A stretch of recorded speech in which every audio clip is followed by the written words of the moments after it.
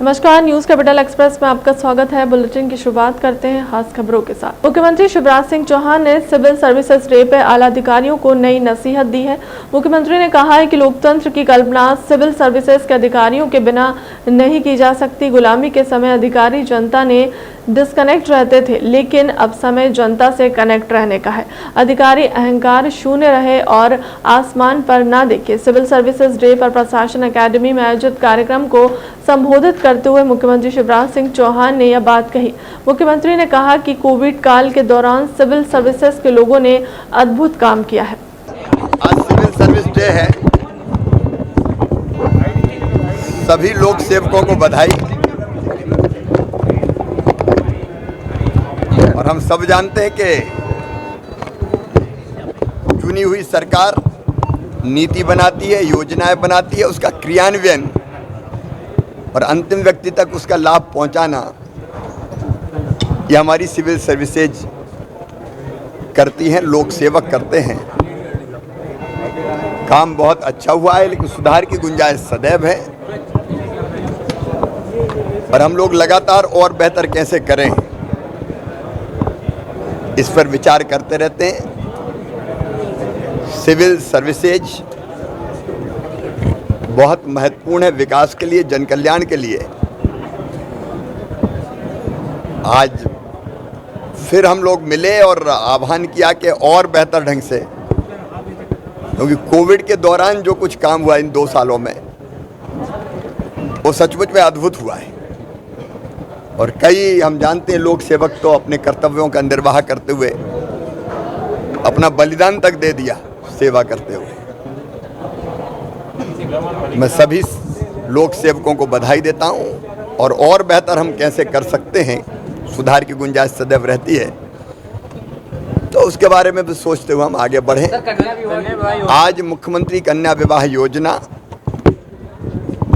मुझे गर्व है कि मध्य प्रदेश में ही प्रारंभ हुई थी। 2006-07 में हमने प्रारंभ की थी। बीच में कोविड के कारण 2.5-3 साल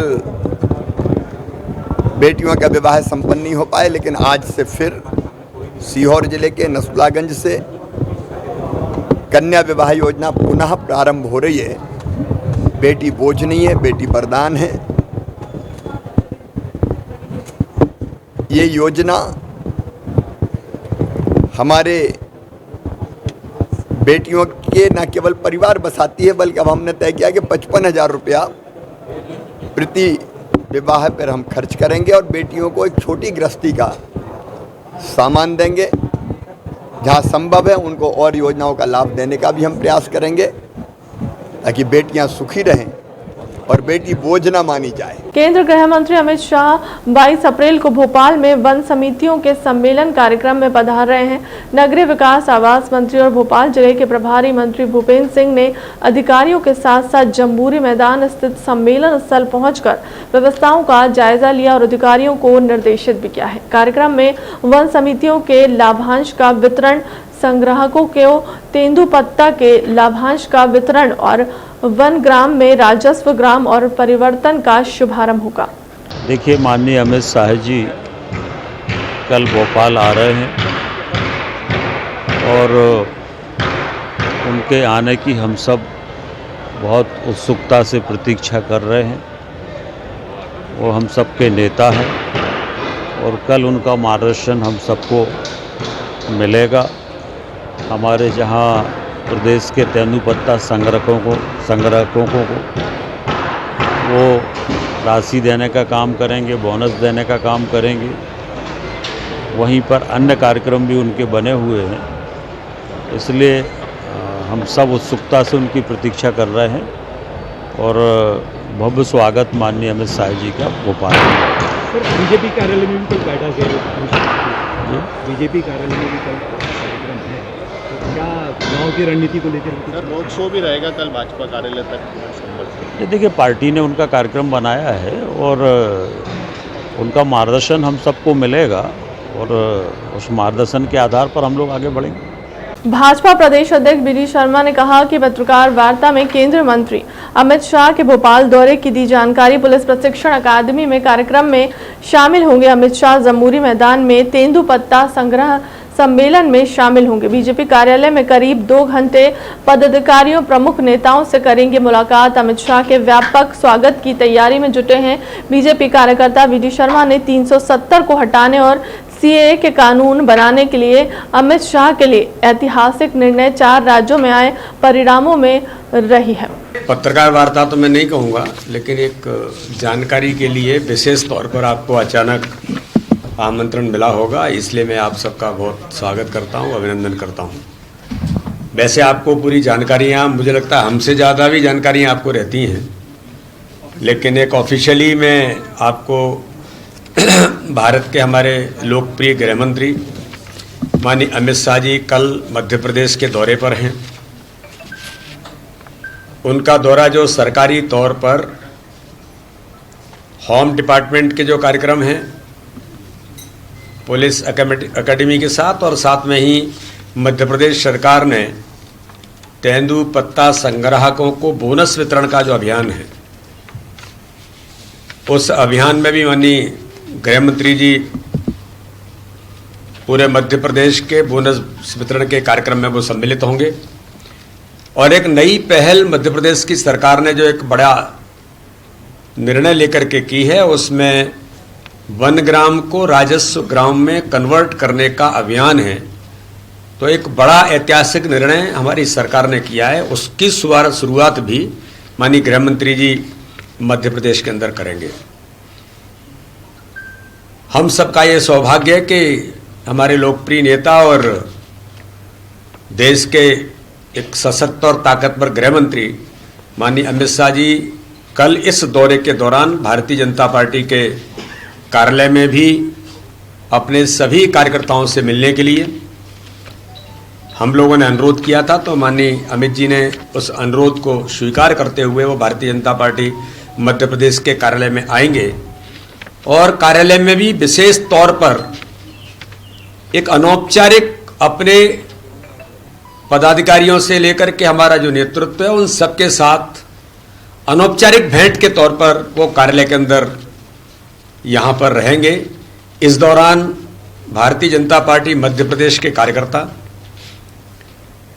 आप ये समझ ही सकते हैं कि जब अमित शाह जी आते हैं तो किस प्रकार का उमंग और उत्साह कार्यकर्ताओं के अंदर होता है। उनके उपस्थिति मात्र से जो एक वातावरण बनता है कि माननीय अमित जी जब कार्यालय आएंगे तो एक व्यापक स्वागत की तैयारी हमारे सभी कार्यकर्ताओं ने भोपाल से लेकर के हमारे सभी जनप्रतिनिधि और पूरा संगठन इस स्वागत की तैयारियों में जोर शोर से जब से ये कार्यक्रम तय हुआ है तब से जुटे हैं। और व्यापक तैयारियों के साथ ऐतिहासिक स्वागत माननीय अमित शाह जी का भोपाल कार्यालय के आगमन के दौरान होगा। और इस दौरान हमें सभी, जो मैंने कहा कि भोपाल कार्यालय में भारतीय जनता पार्टी का जो वरिष्ठ नेतृत्व है वो भी सब लोग यहाँ पर उपस्थित होंगे। सभी हमारे प्रदेश के पदाधिकारी यहाँ पर उपस्थित होंगे, हमारे कैबिनेट के मंत्रिमंडल के सभी सम्मानीय सदस्य भी यहाँ पर होंगे, और जो वरिष्ठ नेता हमारे हैं वो सब लोग भी भोपाल कार्यालय में एक अनौपचारिक भेंट की दृष्टि से माननीय अमित शाह जी के साथ रहेंगे। हमारा ये सौभाग्य है कि धारा 370 जो इस देश के सिर मुकुट पर कलंक था भारत माता के ऊपर, उस धारा 370 को हटाने के बाद जो ऐतिहासिक निर्णय इस भारत के इतिहास में, राजनीतिक इतिहास में हुआ, सीए कानून इस देश के अंदर जो बना, और ऐसे कई ऐतिहासिक निर्णय माननीय अमित जी के नेतृत्व में, माननीय प्रधानमंत्री जी जिस प्रकार से इस देश के अंदर काम कर रहे हैं, माननीय अमित जी के गृह मंत्रालय के साथ भी जो इस देश के अंदर ऐतिहासिक निर्णय हुए हैं, और पिछले कुछ समय में 4 राज्यों में ऐतिहासिक चुनाव परिणाम जो आए, उन चुनाव परिणामों में महत्वपूर्ण भूमिका माननीय प्रधानमंत्री जी के साथ माननीय गृह मंत्री जी की एक महत्वपूर्ण भूमिका हमेशा से रही है। एक ऐसे कुशल राजनीतिक जो स्ट्रेटेजी मेकर के साथ कैसे परिणाम लाए जा सकते हैं, जिसमें ऐसा माना जाता है कि भारत की राजनीति के चाणक्य के तौर पर माननीय अमित शाह जी को माना जाता है। तो उन 4 राज्यों की प्रचंड जीत के बाद वो मध्य प्रदेश भोपाल के अंदर उनका पदार्पण हो रहा है। तो और हम सब लोगों का उत्साह उमंग के साथ हम उनके स्वागत की तैयारी में जुटे हैं। इसलिए मैं माननीय अमित शाह जी का बहुत हृदय से भोपाल आगमन पर संपूर्ण मध्य प्रदेश की भारतीय जनता पार्टी की ओर से उनका हम स्वागत करते हैं, अभिनंदन करते हैं और एक एक कार्यकर्ता स्वागत की तैयारियों में जुटे हैं। हमारे सुमित पचौरी जी जिलाध्यक्ष हैं, भगवान दास जी हमारे महामंत्री हैं, हमारी मीडिया की टीम यहाँ सभी लोग बैठे हैं। बहुत उत्साह और उमंग के साथ माननीय अमित जी के स्वागत की तैयारियों में जुटे हैं। केंद्र गृह मंत्री अमित शाह के 22 अप्रैल को भोपाल कार्यक्रम की तैयारियों का अवलोकन करते हुए गृह मंत्री नरोत्तम मिश्रा ने कहा, तो करोड़ों करोड़ लोगों की आस्था का केंद्र है। देश के अंदर जैसे 370 कश्मीर से हटाना, 35 से जिस तरह से हमारे यहाँ पर तलाक हटाना, CAA को लाना, राम मंदिर में अग्नि का निर्माण, बहुत आस्था का केंद्र और इसलिए पलक पावड़े बिछा प्रदेश की जनता बहुत बड़ा काम तेंदुपत्ता संग्राहकों का करने हैं। इसलिए कार्यकर्ता भी अति उत्साहित। केंद्रीय गृह मंत्री अमित शाह के भोपाल आगमन पर हुजूर विधानसभा रामेश्वर शर्मा ने शहर में अमित शाह के स्वागत में पोस्टर लगवाए हैं, जिसमें अमित शाह के फोटो के साथ शेर का फोटो लगाया गया। इस वक्त चर्चा का विषय बना हुआ है कि कांग्रेस के पूर्व मंत्री PC शर्मा बीजेपी पर तंज कसते हुए कहा कि जनता पार्टी में मची हुई है, फिर भी इसको लेकर शेर बताओ किसको बब्बर शेर बताएं। तेंदुपत्ता मजदूरों की कहीं कोई बात नहीं हो रही है।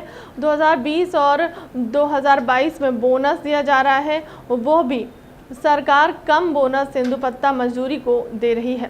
सर, रामेश्वर शर्मा जी ने अमित शाह के स्वागत तैयारियों के लिए शहर भर में पोस्टर लगवाया, उसमें उन्होंने शेर बनाया है अमित शाह का और लिखा है शेर आ रहा है भोपाल। तो भारतीय जनता पार्टी में होड़ मची हुई है कि किसको शेर बताएं, किसको बब्बर शेर बताएं। कभी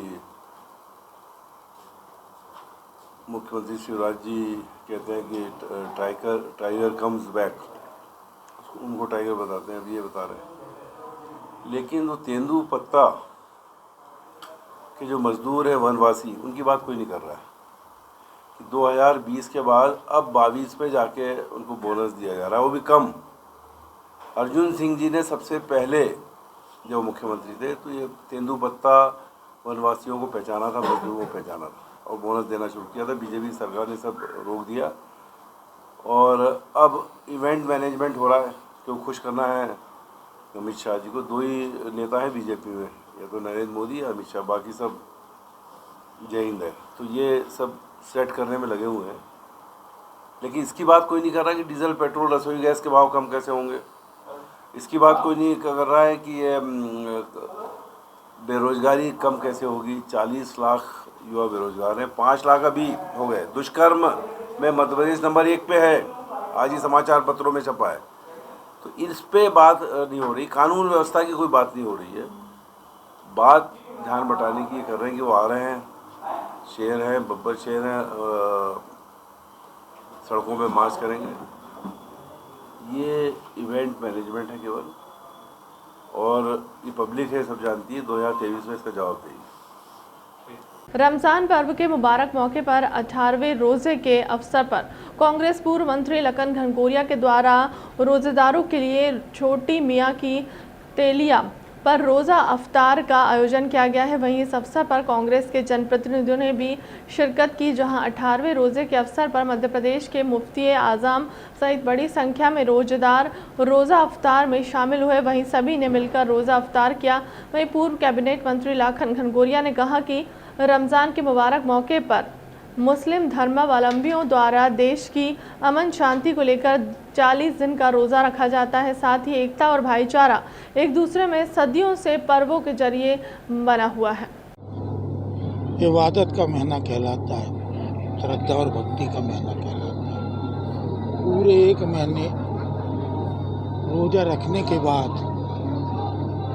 और सबकी सलामती के लिए रोज़ा रखना, वो पूरे 1 महीने के बाद फिर ईद मनाई जाती है। स्वाभाविक रूप से जो इबादत करते हैं उनकी सेवा करना और सवाब का काम होता है। एक पुण्य लंबे समय से हमारे परिवार के हिस्से में आ रहा है। एक परंपरा सी बन गई है स्वर्गीय पिताजी के समय से। उनने ये शुरुआत की थी। आज लगभग 28-29 साल हो गए ये परंपरा का निर्वहन करते हैं। रोजदारों की जो इबादत करते हैं उनकी सेवा करना, और इस उद्देश्य से कि इंसानियत, भाईचारा, एकता और मानवता की सेवा के लिए इनकी इबादत होती है। निश्चित रूप से ऐसे रोजगार भी पूजनीय है। उनकी सेवा करके ये पुण्य हमारा परिवार के हिस्से में आता था। हमारे बुजुर्गों की परंपरा संस्कृति है भाईचारा, एकता, कौमी एकजुटता की, जिसका निर्वहन हम भी कर रहे हैं और ये हमको विरासत में धरोहर के रूप में मिली है। इस अवसर पर स्वाभाविक रूप से हम लोगों की सोच रहती है, हम लोगों का मानना रहता है कि श्रद्धा और भक्ति के साथ कोई चीज़ यदि की जाती है तो उसके परिणाम भी बड़े सार्थक आते हैं। भाईचारा, एकता, कौमी एकजुटता के लिए, सद्भावना के लिए ये महापर्व आते हैं और इसी प्रकार से ये महापर्व मनाए जाएं, रहती दुनिया तक मनाए जाएं और भाईचारा, अमन, शांति हमारे देश की हमेशा जीवित रहे। ये इस उद्देश्य को लेके और सबकी सलामती के लिए बहुत कठिन समय 2 साल का हमने बिताया है। उसमें इंसानियत भी देखी है और निष्ठुरता भी देखी है। आज समय इंसानियत का है और इंसानियत को मानने वाले लोग कम से कम हर चीज़ को समझे और माने। ये आज के समय का सबसे बड़ा संदेश होता है। मैं इस 18वें रोजे के अवसर पर तमाम रोजदारों को बहुत बहुत बधाई भी देता हूँ, शुभकामनाएं भी देता हूँ और यहाँ पधारने के लिए। केंद्रीय गृह मंत्री अमित शाह के भोपाल दौरे को लेकर पुलिस पूरी तरह से अलर्ट है। जम्बूरी मैदान में होने वाले कार्यक्रम हो या रोड शो, सब जगह पुलिस का कड़ा पहरा रहेगा। भोपाल पुलिस कमिश्नर मकरंद देउस्कर का कहना है कि जम्बूरी मैदान कार्यक्रम स्थल पर डीआईजी और एसपी स्तर के अधिकारी इंचार्ज रहेंगे। 600 पुलिसकर्मी कार्यक्रम स्थल पर रहेंगे, जबकि 3000 पुलिसकर्मी पूरी सुरक्षा व्यवस्था को संभालेंगे। रोड शो में बैरिकेडिंग के साथ साथ पुलिसकर्मी टारगेट को पूरा करेंगे। किस तरह कवर करेंगे? कल क्या आगामी माननीय केंद्रीय गृह मंत्री जी के कार्यक्रम को लेकर के तैयारियां लगभग पूर्ण हो चुकी हैं। यहाँ पे जम्बूरी मैदान में एक डीआईजी स्तर के अधिकारी इंचार्ज रहेंगे और प्रत्येक स्तर पर पुलिस अधीक्षक या डीआईजी स्तर के अधिकारी प्रभारी रहेंगे। यहाँ पर कुल लगभग 600 जवान और अधिकारी यहाँ पर तैनात हैं और पूरे कार्यक्रम में लगभग 3000 अधिकारी जवान तैनात रहेंगे। सर 40 आईपीएस की टीम भी रहेगी पुलिस मुख्यालय से भी? पुलिस मुख्यालय से जो अधिकारी मैंने बताए हैं वो इसी 3000 अधिकारी जवानों में शामिल हैं। सर 5 नंबर स्टाफ से बीजेपी कार्यालय तक जुलूस भी निकलना है, उसको लेकर किस तरह से सुरक्षा व्यवस्था रहेगी? उसमें हमारी बैरिकेडिंग के साथ साथ पर्याप्त रूट पर व्यवस्था रखी जा रही है, जो माननीय गृह मंत्री जी के कारकेड को प्रोटेक्ट करते हुए चलेंगे। मंदसौर जिले के भानपुरा में 75वीं आज़ादी के अमृत महोत्सव के तहत विकासखंड स्तरीय स्वास्थ्य मेले का आयोजन किया गया। स्वास्थ्य मेले में निःशुल्क हृदय रोग, डायबिटीज, हड्डी रोग, टीबी जैसे लगभग 63 तरह की बीमारियों की निःशुल्क जांच की गई है। मरीजों को इलाज किया गया है। स्वास्थ्य मेले में स्थानीय नागरिकों ने डिजिटल हेल्थ कार्ड बनवाया। स्वास्थ्य मेले में लगभग 1500 से अधिक रोगियों का निःशुल्क इलाज किया गया। विधायक धाकड़ ने स्वास्थ्य मेले में काउंटर पर पहुंचकर निरीक्षण किया। रोगियों के स्वास्थ्य के बारे में जानकारी ली गई। स्वास्थ्य संबंधित कई डॉक्टरों की टीम स्वास्थ्य मेले में उपस्थित रहे और मरीजों का इलाज किया गया। नहीं, बस यही थी। आयुष्मान कार्ड के लिए आए? हाँ, आयुष्मान कार्ड के लिए आए। आपका नाम? नसीम भी। कहाँ से आए? 8 नंबर से, गांधी सागर से। यहाँ किस विषय को लेके आए? मैंने सुना है कि आयुष्मान कार्ड बन रहा है, इसलिए आए हैं आयुष्मान कार्ड बनवाने। आयुष्मान कार्ड से क्या लाभ लेना चाहेंगे? तो कोई भी बीमारी हो तो उसका लाभ मिल जाए हमारे को। अभी कोई लाभ नहीं मिला, हमारे पास कार्ड नहीं था तो। क्या लाभ नहीं मिला आपको? जो भी लाभ मिलना चाहिए ऑपरेशन में वो लाभ नहीं मिला। प्राइवेट ऑपरेशन करवाया हमने, 2 लाख रुपए लग गया। काय का ऑपरेशन करवाया आपने? ट्यूमर हो गया था घुटने में, तो पैर कटवाना पड़ा। आज का जो आयोजन किया गया उस विषय में आज भानपुरा में स्वास्थ्य मेले का आयोजन किया गया, जिसमें विभिन्न योजनाओं के लिए जनता को प्रोत्साहित किया गया कि जैसे आयुष्मान कार्ड योजना, इसके अंतर्गत जो BPL कार्डधारी है उनको इस योजना के अंतर्गत वो अपना मुफ्त में इलाज करा सकते हैं। शासन द्वारा जो सुविधाएं दी जा रही हैं 5 लाख तक की सुविधा है उनको, तो वो उनको लाभ मिलेगा। और हेल्थ ID है बनाई जा रही हैं जो BPL से ऊपर हैं, तो उनके लिए हेल्थ ID जिसको दिखा करके वो विभिन्न अस्पतालों में अपना इलाज करा सकते हैं और उनका एक रिकॉर्ड मेंटेन किया जाएगा। सर आपने भी क्या हेल्थ ID बनवाई है? हाँ, मैंने भी आज अपनी हेल्थ ID बनवाई और रजिस्ट्रेशन करवा के पूरी कंप्लीट करवा ली है। क्या नाम है आपका सर? मेरा नाम जगदीप साह उच्चारिया। देखिए, जनता स्वस्थ रहना आज देश की प्रमुख आवश्यकता है और कोरोना काल निकला, उससे एहसास हुआ कि चिकित्सा स्वास्थ्य ठीक रहे, इसके लिए प्रयत्न सरकार ने किया है। ये आज़ादी का अमृत महोत्सव वर्ष है और इस उपलक्ष्य में प्रदेश सरकार ने तय किया कि विशाल स्वास्थ्य मेले आयोजित किए जाएं, सभी स्वास्थ्य परीक्षण किए जाए, स्वास्थ्य कार्ड को दिए जाएं, आयुष्मान कार्ड भी बनाए जाएं ताकि और शासन की योजना के अनुसार इलाज कराने में उनको भटकना न पड़े। तो ऐसी समस्त व्यवस्थाएं इस मेले में हैं। विभिन्न आयुष विभाग वाले यहाँ पर हैं, योगासन वगैरह वाला यहाँ पर हैं, निःशुल्क दवाई वितरण की व्यवस्था यहाँ पर, आयुष्मान कार्ड यहाँ पर, स्वास्थ्य कार्ड बनाने का यहाँ पर और दिन भर ये काम चलेगा। पूरा प्रचार प्रसार भी हुआ, इसलिए पूरे तहसील के सभी क्षेत्र के लोग, अभी मैं जब सब काउंटर पर गया तो विभिन्न ग्रामीण क्षेत्र के जो अनपढ़ लोग हैं वो भी यहाँ पर इस स्वास्थ्य मेले का लाभ लेने के लिए आए हैं।